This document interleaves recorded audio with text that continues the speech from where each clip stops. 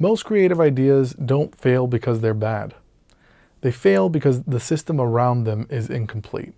That sentence alone took me a long time to understand because, like most people, I grew up believing that ideas live or die based off talent, motivation, or luck. If you're good enough, it works. If you care enough, it works. If you hustle hard enough, it works. But that story doesn't actually match reality. We tend to treat ideas like events. You have an idea, you get inspired, you get excited, and then you start something. And when it doesn't work, we assume something personal went wrong. We weren't talented enough, we didn't push hard enough, we lost motivation, we got distracted, so we internalize the failure. But what I've learned through creative work, production, storytelling, and building things in the real world is that ideas don't behave like events at all. They behave like systems.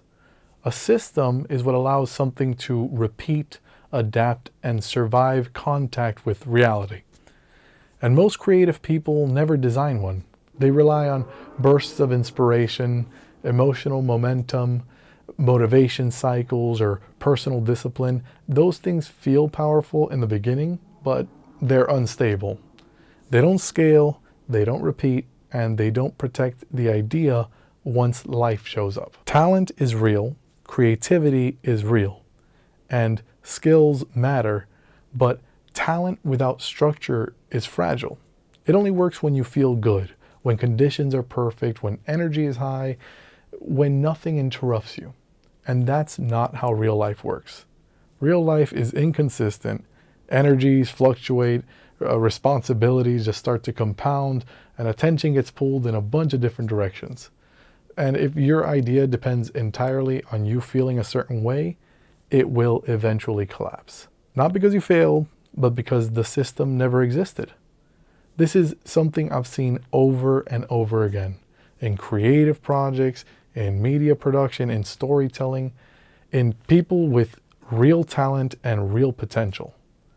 Ideas that should have worked didn't, and not because they were bad ideas, but because there was no structure supporting them once the initial excitement faded. And the frustrating part is that most people walk away believing the wrong lesson. They think, maybe I'm just not out for this. And that's rarely true. The moment things started to make sense for me was when I stopped asking, how do I make this idea succeed? And started asking, what system would allow this idea to survive reality? That question changes everything, because systems don't rely on emotion or impulses. They rely on design. A system carries the work when motivation drops. It creates consistency without the burnout.